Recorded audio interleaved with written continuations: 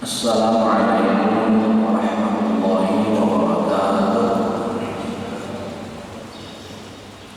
Innal hamdalillahi nahmaduhu wa nasta'inuhu wa nastaghfiruh wa na'udzu billahi min shururi anfusina wa min sayyiati a'malina. May yahdihillahu fala mudilla lahu wa may yudlil fala hadiya lahu. Asyhadu an la ilaha illallah wahdahu la syarika lah wa asyhadu anna Muhammadan 'abduhu wa rasuluh. Allahumma shalli 'ala Muhammadin wa 'ala alihi wa sahbihi wa man wala. Amma ba'du. Wa qala ta'ala fi al-karim wa dzakkir fa inna dzikra tanfa'ul mu'minin wa ma khalaqtul jinna wal insa illa liya'budun. Wa qala inna Allaha yuhibbut tawwabina wa yuhibbul mutatahhirin. Wa qala wal 'ashri innal insana lafi khusr illa alladziina aamanu wa 'amilus shalihati wa tawassaw bil haqqi wa tawassaw bis sabr. Wa qala Rasulullah sallallahu alaihi wasallam man yuridillahu bihi khairan yufaqihu fid-din. Wa qala fi hadis al-ukhra khairun nas man balaghahu wa hasuna 'amaluhu wa syarrun nas man balaghahu wa sa'a 'amaluhu. Ayyuhal kiram hadirin hadirat majelis tazkirah ba'da salat subuh Ahad kedua Agustus 2020 yang kami muliakan dan semuanya dirahmati Allah Subhanahu wa taala. Tentu yang pertama kita ucapkan alhamdulillah, puji syukur kehadirat Allah Subhanahu wa taala. Sampai saat ini, sampai detik ini kita diberi oleh Allah karunia nikmat, yakni dengan nikmat kehidupan. Allah beri masih kesempatan kepada kita untuk menambah kebaikan-kebaikan kita. Dan walaupun kita melewati masa-masa krisis ya sebelumnya, dengan catatan sekian banyak yang meninggal, sekian banyak yang sakit, namun alhamdulillah, summa alhamdulillah, dari daftar-daftar tersebut kita boleh masuk. Alhamdulillah. Ini kesyukurannya kan, padahal ini sesuatu yang sangat dikhawatirkan, sangat ditakutkan. Nah, sekali lagi alhamdulillah kita masih dalam keadaan hidup, dan dengan hidup ini pun Allah masih mengalirkan asupan-asupan nikmat-Nya kepada kita. Sekian banyak nikmat. Wa in ta'udhu ni'matallahi la tuhsuha. Nikmat yang tak terhitung jumlahnya. Inna a'tainakal kautsar. Sesungguhnya kami berikan akan engkau begitu banyak nikmat. Maka tidak ada kata yang sepantasnya untuk sebut semua itu kecuali alhamdulillah. Syukur kita kepada Allah Subhanahu wa taala.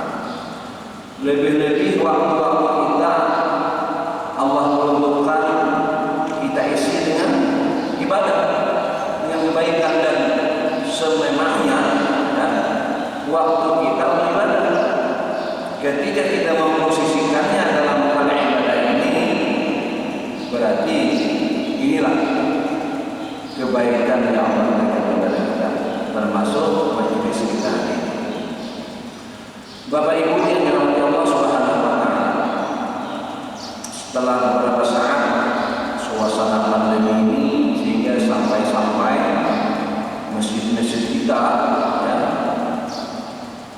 ditutup sebagiannya, sebagian pun melaksanakan dengan cara hati-hati, bahkan dengan cara kucing-kucingan dengan aparat, macam-macam lah yang kita hadapi dalam masa-masa yang lalu.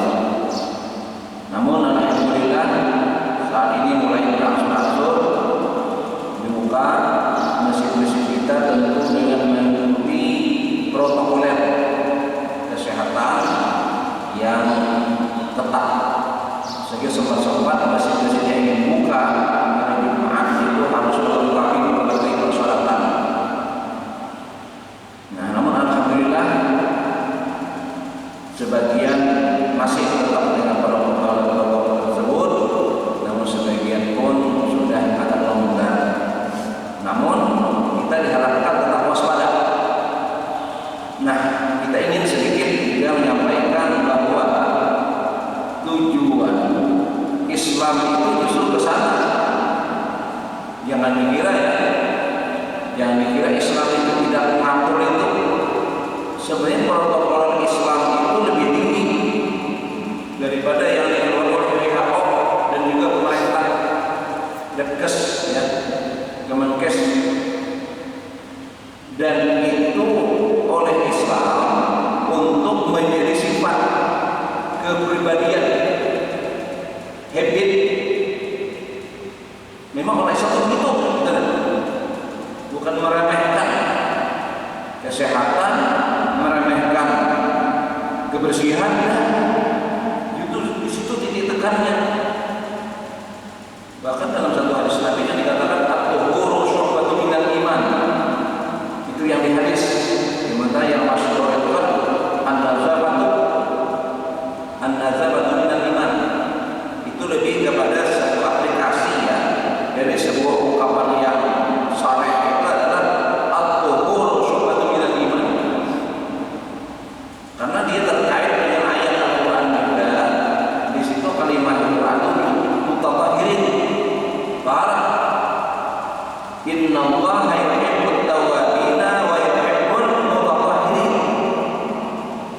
Jadi di hadisnya at-tuhuru syu'batun minal iman, bersih dan suci. Jadi kalau tuhur itu suci, taharah, bersuci, bukan sekedar bersih. Ada bersih tapi tidak suci.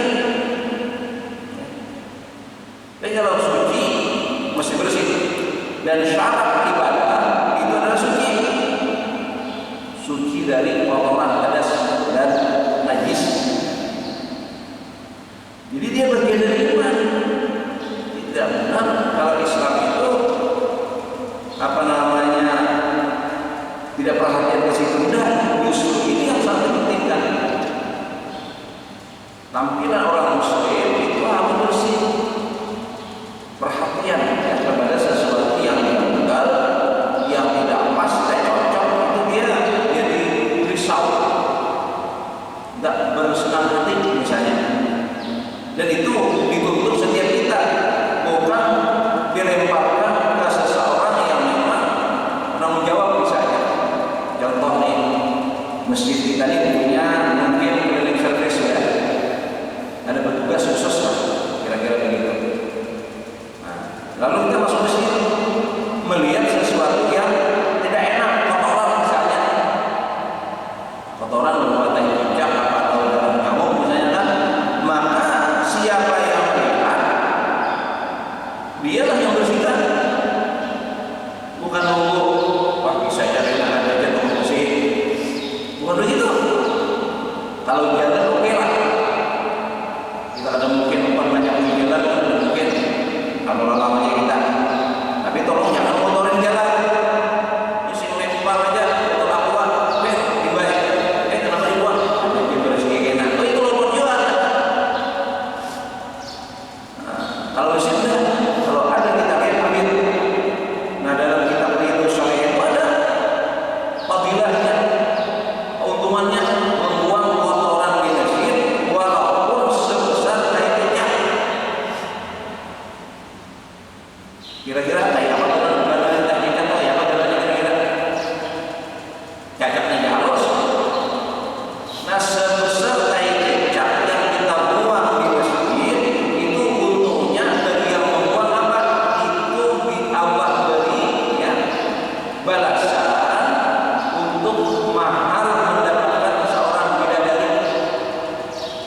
Jadi barang itu dia membuang.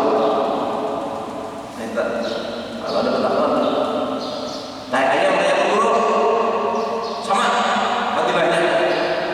Kalau tai sapi kan nyawa mana juga. Kenapa sapi ini di sini? Kau misalnya gini, gara-gara tai pertanyaan lucu.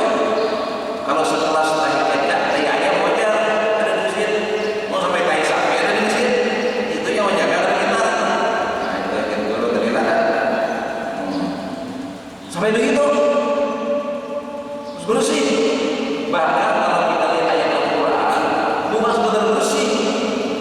Kalau kita muslim, khusus zinatakum inda kulli muslim.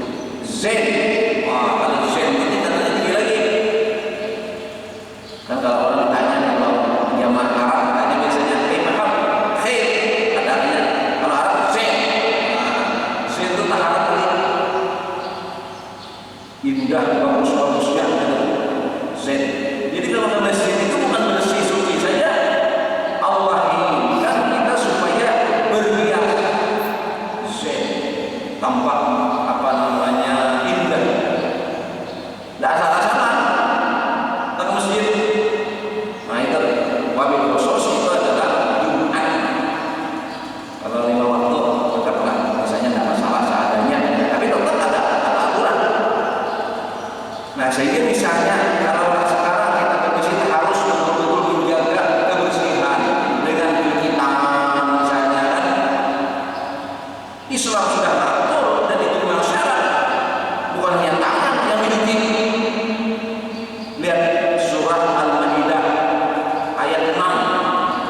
Itu surah Al-Maidah ayat 6 itu adalah protokoler orang ingin menghadap Allah dalam beribadah.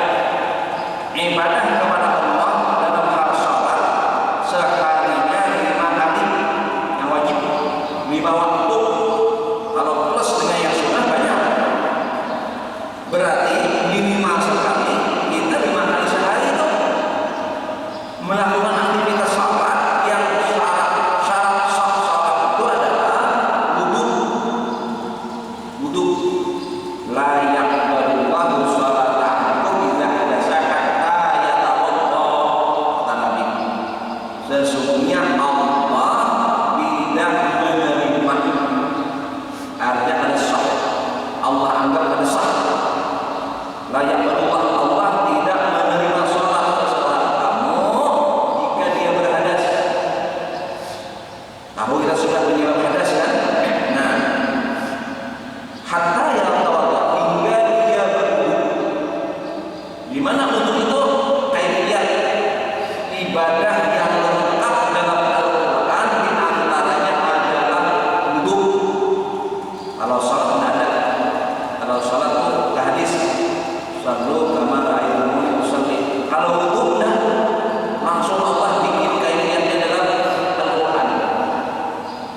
Ya ayyuhalladzina amanu idza qumtum ila shalah faghsilu wujuhakum wa aydiyakum ila marafiq wamsahu bi ru'usikum wa arjulakum ila al-ka'bayn. Itu syaratnya. Nah hebatnya Islam itu. Islam mengatur kalau hendak menghadap Allah, kalau ada sembahyang jangan ada ingat basuh muka. Nah protokol kesehatan adalah semua basuh tangan aja pakai sabun dengan air mengucur. Itu sudah lawas sunnah Nabi. Nabi mengajarkan kalau basuh tangan dengan air mengucur, jangan dengan kacauan. Ingat ya, kacau. Coba lihat kacauan atau kobokan, obok-obok, kobokan. Lalu kita basuh tangan sudah, bercuruk-curuk kobokan sudah, tak curuk. Nah, status air 5 kacauan itu apa? Setelah kita cuci tangan, berubah sudah. Ada bukti lagi karena tercampur dengan kotorannya ada di tangan seseorang. Maka kobokan kita di Banjar ini satu kobokan bisa terima. Rasanya di sarwan tuh ada seperti soal tabonya robohan. Jadi robohan itu sabuti nggak sama gimana? Hanya seekor mencolok berubah terus. Bayangkan tangan kedua, bayangkan tangan ketiga, maka banyu robohan itu berapa banyak? Robohan banyunya separuh. Ayo dicolok di tangan kelima. Tuh statusnya. Yang kedua, yang kita buang di tangannya apa? Kotoran. Kotoran misalnya. Tak colok. Kan kotoran tadi bercampur lawan baju. Jadi baju tadi kotor oleh kotoran tangan kita. Berarti kotorannya kan hilang karena ditarik lagi. Walaupun kondisinya berkurang karena sudah bercampur baju. Itu yang pertama tuh. Nah maka usahakan jangan lagi basuh tangan pakai robohan, jangan lagi pakai cawan. Yang bagus itu yang kayak di warung atau tempat kandangan ada pahit di warung. Nah itu yang benar baru tahu setelah covid. Ada mulai bahagia itu disuruh kita caranya. Nah, kalau ada duit ada waktu pulang ke pasar di toko Abu Dhabi itu ada kami Jafar itu ada basuh tangan. Nah itu tidak ada cera di atas di bawahnya penampungan itu basuh tangan. Kalau minum, kalau orang banjir orang minum yang bukan itu basuh tangan. Nah kalau plastik lah negara ada miliknya as-sunnah namanya. Nah kedua itu basuh tangan. Kata kawan ular habis barangnya nyaman aja cari wadah botol aqua. Nah kalau betutup, nah itu basuh tangan berarti. Kalau betutup itu bisa minum. Jadi diganti-gantikan, berganti ada botol aqua, botol aqua, ada penampung lainnya, nah basuh tangan. Begitu caranya. Amun disuruh orang sudah pakai cawan itu ambil 2 buah, gabung 2, sabuti besi, sabuti kosong. Nah kawan basuh tangan, basuh tangan, basuh tangan. Begitu caranya supaya tetap jalan prosedur kesehatan ala sunnah. Nah, jadi basuh tangan. Bahkan kalau ada sembahyang itu telapak tangan aja, ya. Wa aydiyakum ilal marafiq sampai siku. Nah, dan dibasuh. Lah, ngarang berwudu dibasuh, bukan dicolok atau cipoy-cipoy. Beda. Banyak orang wudu itu benar. Apa itu? Itu kan dibasuh. Coba lihat. Membasuh sepeda motor lawan menyinggung sepeda motor hasilnya sama atau enggak? Lain. Nah, muringi tangan. Kalau dalam panci bahari banget. Yang ada lagi. Colok namanya. Tarik. Masih ada? Masih ada. Karena colok. Wudu dan Nabi Musa sampai batas tersebut. Semua anggota yang disebut dari mana ilal marafiq. Nah, ilal marafiq digosok. Nah, begitu nggak dibasuh, bagusnya saudara Islam nggak? Ini nggak ada karing. Nah, karing disentuh. Kalau basah ada disentuh, mesti disentuh kan? Nah, lebihkan. Jangan lupa bila marafiq langsung aja beres. Mau tuh anu pulang, taruh pulang, naikkan aja dikit. Nah, dinikmatin. Nah, wudu itu itu dengan menggunakan air yang diminum, jangan buka keran dan beras nyambur-nyambur. Udah bersih juga, buka seperempatnya aja. Nah, ampun. Kalau orang Arab, nah, pengalaman itu mereka pakai lontang, ada wadah kewuduan, pakai sirat, kalau tutup, ya tidak mau pakai keran. Karena di dalam banyak tampuan, tampung, lontang.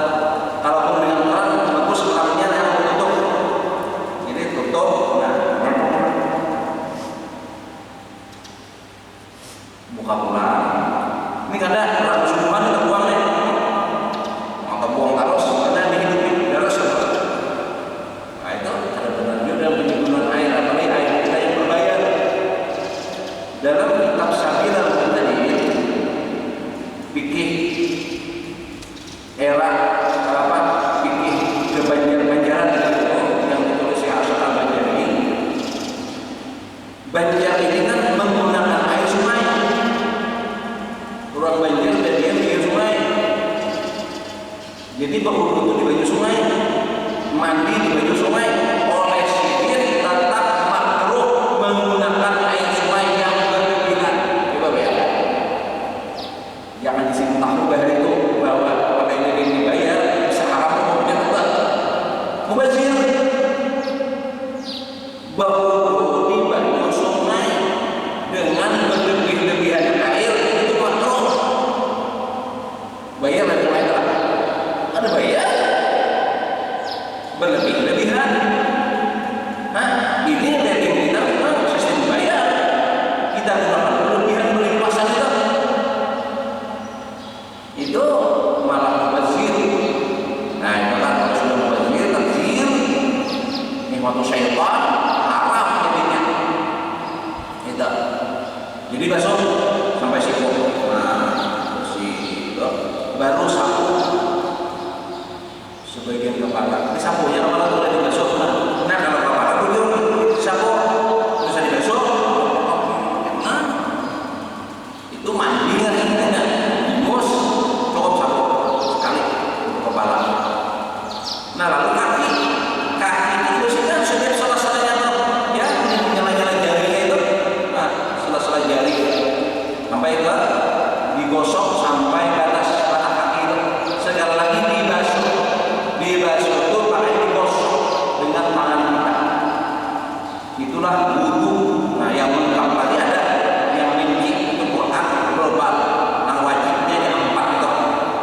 Ya, makanya rukun itu 4, 6. Niat plus 4 di Quran plus tertib berurutan dari satu ke satu yang sesuai yang Allah tentukan. Itulah aturannya dari wajah, kedua tangan, kepala dan kaki. Nah, yang ini yang sunnah-sunnahnya ada itu ada di hadis riwayat Sayyidina Utsman radhiyallahu anhu. Dimulai Nabi membasuh kedua telapak tangan. Jadi pertama kali dibasuh dengan cara bismillahirrahmanirrahim, basuh tangan kita, baru digunakanlah tangan bersih tadi jadi alat untuk membersihkan anggota tubuh yang lain ketika dia dalam kondisi bersih dan seterusnya.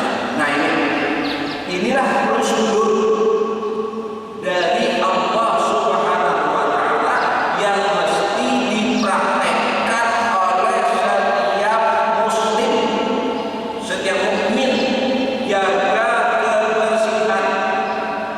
Ini ketika kita dalam hal sembahyang. Lalu dalam keseharian ada apa? Dalam keseharian ada hadis Nabi dalam kitab Al-Walajah. Kita kumpulan hadis-hadis muttafaqun alaih.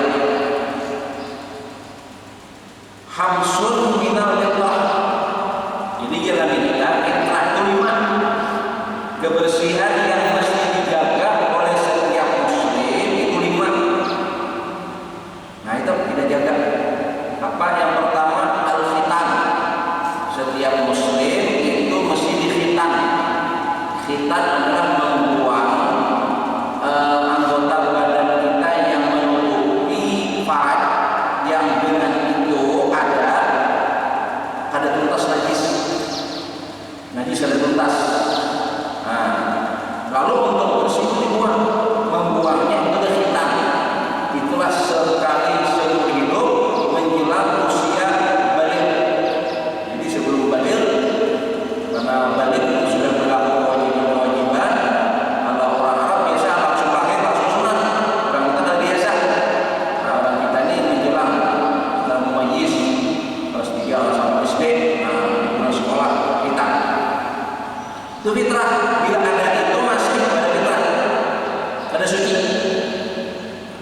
Yang kedua, wal istihdad. Kalau kita membuang wilayah ujungnya, al istihdad itu membuang seputarnya rambut-rambut yang tumbuh di sekitar yang dihitan. Itu istihdad, itu dibersihkan. Yang dibiarkan panjang, merumus jagung. Itu ada sunnah, ada fitrah, ada bersihkan. Nah, itu oleh Nabi SAW. Yang ketiga, watak limul alfar, memotong kuku. Walaupun tadi lah musim berkorban tadi itu korban tuh yang potonglah. Tapi kalau sesudah itu mesti dipotong. Watak dimulai azlar memotong kuku itu fitrah ala Nabi Sallallahu Alaihi Wasallam.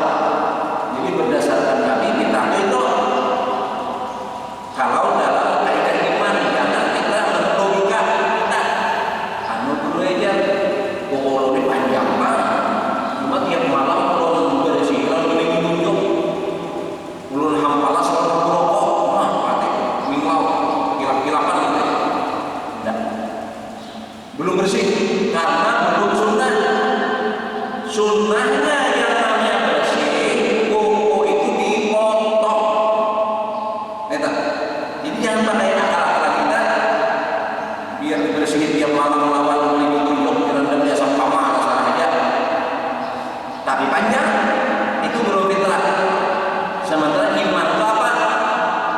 Iman itu tasdiqul khabar wa takdzibun Allah. Iman itu engkau benarkan yang dikabarkan Allah dan Rasulnya, engkau dustakan yang engkau lihat. Itu iman. Jadi percaya lawan takdir Allah walaupun secara penglihatan kita ada kayak itu. Misalnya lah ujar Allah nih, wala taqrabuz zina innahu kana fahisyatan wa sa'a sabila. Jangan kau dekati zina, sesungguhnya zina itu adalah fahish, kotor, jorok, jijik. Itu dalam sudut pandang Allah. Yang namanya zina itu fahish, fahisyah. Makanya dilarang jangan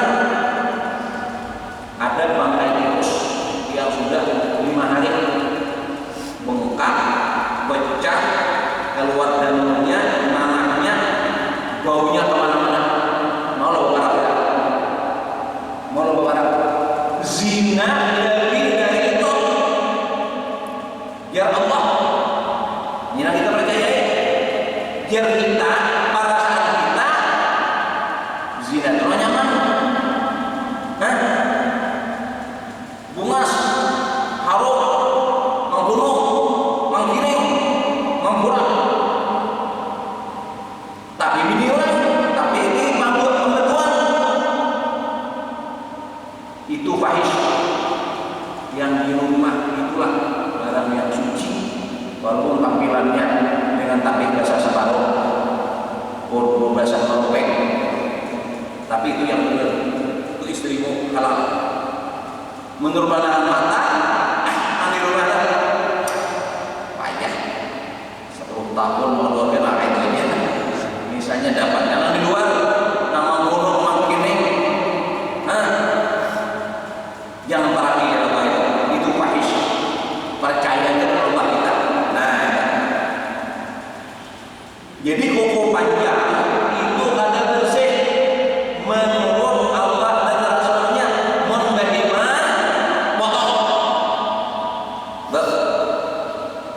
Kenapa jangan itu?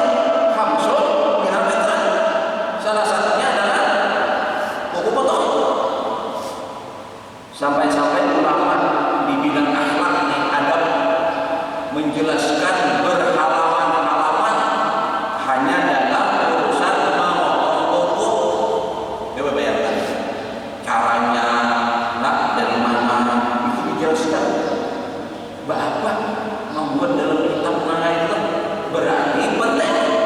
Yang remeh-remeh sekecil apa sunnah dalam sudut pandang kita, dia punya nilai besar di hadapan Allah Subhanahu wa Ta'ala, walaupun hanya memotong kuku.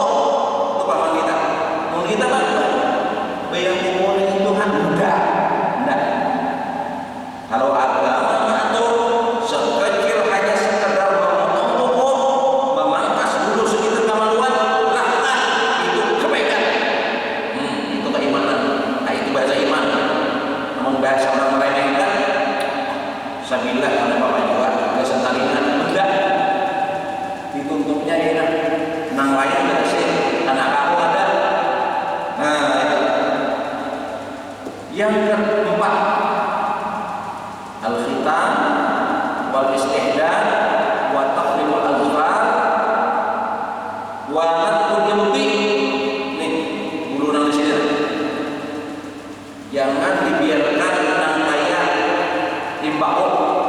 Nih di sini. Buang, bersihkan. Nah itu disuruh Nabi bersih. Terakhir wakasus syarif merapikan kumis. Silakan kumis, tapi dirapikan. Jangan kumis tumbuh naik kumis narapidana. Kalau narapidana wajarnya ada boleh berbawa alat-alat. Kasihan aja bang. Nah itu di bandara pidana tapi setelah panjang tidak boleh. Tetapi tidak boleh setelah hidupnya. Kenapa? Mengantisipasi karena orang di situ orang stres. Salah-salah jadi dulu nah mati. Menjaga itu lalu ada boleh disuruh panjang. Alhamdulillah. Ya sekali-kali kita termasuk menjadi anggota narapidana. Jaga diri kita. Jangan coba-coba gitu. Alhamdulillah. Nah, kita orang yang merdeka, rapikan. Jangan dibiarkan tumbuh tak beraturan. Itu aturan Allah bersih namanya. Fitrah. Nah, di mana? Ini dijaga hari-hari. Nah, yang pekan kita kan yang boleh minal air. Minal pada zaman Nabi nih. Tapi enggak. Paling 10 hari malam waktu kita ke korban lah. Jadi dipotong sebelumnya sebelum masuk Zulhijjah memasuki hari raya. Sedikit dan panjang. Gini Allah sudah. Tapi kata apa? Maka sampai ini sudah kan kata Allah berpanjang aja kalau sementara. Nah itu perintah Allah juga itu. Sunnah Nabi kayak itu sering awatan aja. Kenapa maka dipotong? Itu sunnah. Ada tuh manfaatnya. Jangan memakai diri kita itu bikin iman ya sudah. Disuruh kayak itu suruh potong-potong, suruh jangan-jangan. Nah itu. Tapi jangannya kan cuma sebatas itu sampai penyembelihan saja. Atau dalam kurban. Nah itu. Kalau hari-hari lain lakukan syariat itu tadi kembali dibersihkan. Nah sekarang kita bandingkan protokol kesehatan kita dalam rangka antisipasi COVID dengan yang dijelaskan Allah. Mana harapnya? Mana harapnya? Jelas harus syariat sempurna lengkap. Jangan dijalankan berantakan oleh kita tentang bujur-bujur loh. Nah mau menang datang ke masjidnya, ya bukan disuruh tangan aja mandi. Ada juga tuh mandi kita baju nang hanya keluar kemari. Nah datang ke masjid kira-kira adalah virus dari masjid. Mengurangnya kayak itu. Lebih dari standar kesehatan ini mandi seikhwan baju nang bersih nang suci nang indah nang mantap gitu. Ini orangnya nang sih rasanya kita yakin lah ada mungkin ada virus dan kita pun menyelenggarakan ini dalam waktu yang singkat. Makin masa musim COVID mengaramiannya tadi kita jumatan lagi dulu ya. Cuma 1 bulan aja lah ya. Paling rapat 5 menit ya mbak. Jadi kita oke banget. Apa dosa juga ya. Singkat benar sembahyangnya dia ayatnya beda. Ulun bawah surah apa namanya Al-Ma'mun maupun Al-Awsat. Khutbah 5 menit. Sembahyangnya itu bubarnya lagi. Bervirus akhirnya lah. Masa risih benar tuh masjid. Berjarak mana 2 meter sampai kayak tentara aja. Loncat ke kanan, hanya takbir. Ini mestinya imam dulu kan. Loncat kiri kanan, gitu kan. Dekat, hanya takbir. Jadi berjarak. Nah ini berkali-kali. Silahkan dengan cara kayak itu, tapi tetap kembali aturan Allah itu sudah terapkan. Nah masalahnya tadi mungkin ada di antara jemaah pada itu langsung asalan masjid. Nah ini nanti perlu diperhatikan. Nah kalau semuanya itu betul-betul menjadi habit, menjadi perbedaan kita, insya Allah tidak masalah. Nah tidak masalah itu. Kerumunan pun kita di masjid ini tidak lama, sebentar aja. Nah ini menyikapi yang sekarang.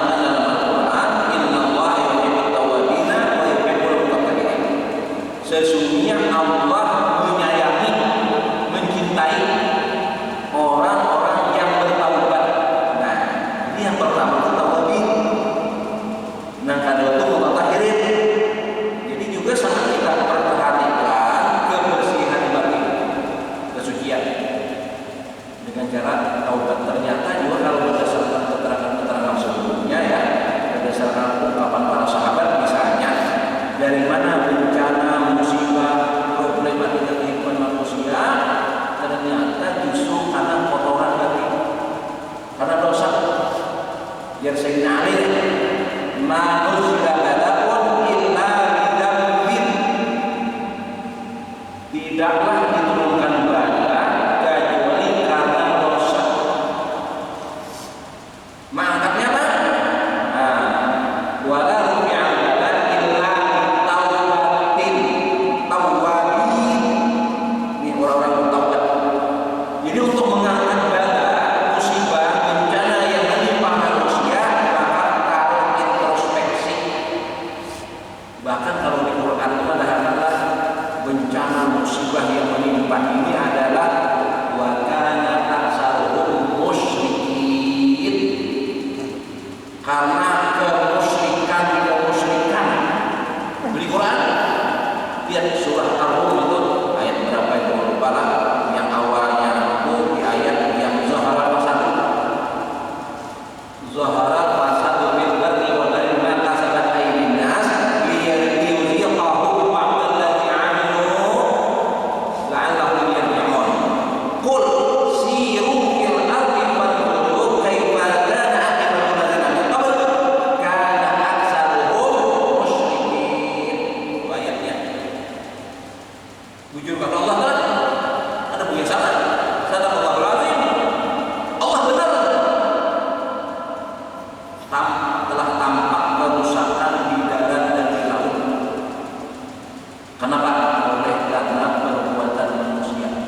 Manusia yang menyalah-nyalah, galian manusia yang menyalah-nyalah itu ditimpakan atas mereka karena sebagian perbuatan mereka juga. Liudi kaum ba'dal ladzi 'amilu, itu ditimpakan atas mereka. Bencana musibah bala itu ditimpakan kepada karena sebagian dari galian mereka yang menyalah-nyalah tadi. Supaya apa? Supaya sadar, supaya taubat, supaya kembali tubuh ilallah, kembali kepada Allah, sadar. La'allahum yarji'un. Silahkan adakan perjalanan di bumi, fanzuru, meneliti. Jadi unsur dalam kalimat Quran itu disuruh kita menganalisis, meneliti. Qul siru fil ardi fanzuru. Katakan kepada mereka, wahai Muhammad, adakan perjalanan di muka bumi, bersebar. Untuk apa? Fanzuru, menyaksikan, menganalisis.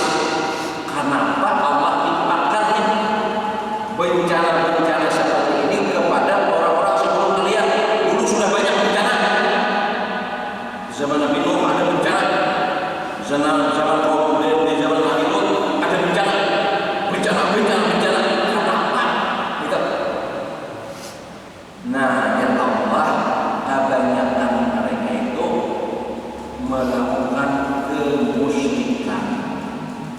Galian manusia yang mensyarikatkan Allah.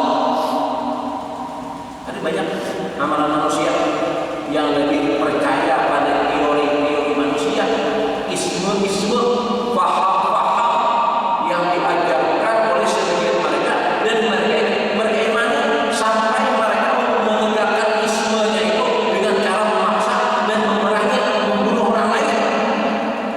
Ada paham komunisme, ada paham materialisme, itu paham-paham, dan mereka lebih melakukan itu malah menafikan ajaran Allah. Mereka anggap itu tidak benar, demi hak asasi manusia. Hapus, potong tangan, hapus, hukum bunuh, itu tidak sesuai dengan hak asasi manusia. Innalillahi. Terus yang kedua itu lebih mengimani kepada sesuatu yang datang dari makhluk, yang dari makhluk nisbi. Ya, artinya tidak mutlak. Kalau yang Allah dari Allah mutlak kebenarannya, kalau dari manusia itu sesuai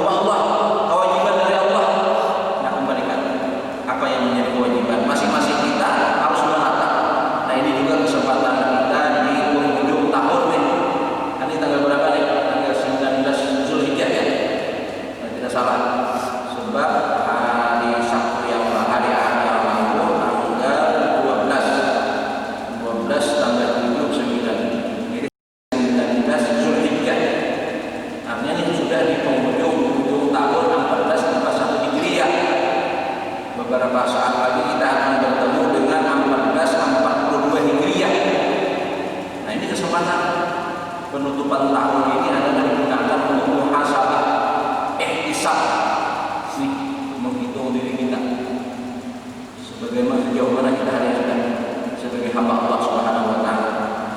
Sayyidina Umar mengatakan, hasibu anfusakum qabla an tuhasabu. Hisab diri kalian masing-masing. Nang tahu usul kita, jangan menghitung orang lain. Menghisab, muhasabah, kalau dalam bahasa kita sekarang itu adalah introspeksi, melihat ke dalam. Introspeksi, sesekali perlu ekstrospeksi, minta nilai orang lain. Jangan sarik, kalau minta nilai itu, ini pada orang punya sarik, biasa kali tahu nih mamanya, kayak apa mamanya, undang kayak apa. Coba dievaluasi apa kan, mau seorang melihatnya sangat objektif, juga pak. Nah, boleh tapi bila ada yang kritikan yang bagus, jangan sarik kalau anda diperiksa. Jadi introspeksi pertama-tama dulu kita lihat apa yang kita baca ramin artinya. Kalau kita baca ramin, mencari ramin, nang mikir ramin itu bukan siapa. Kalau kita bicara ramin lah, yang mikir ramin itu bukan siapa? Muhasabah, yang muhawar. Pas bicara ramin, muhamul teori muhasabah gitu. Jadi kalau yang kita pilih muhasabah, insyaallah baik, bagus. Dan nanti kita apa namanya introspeksi.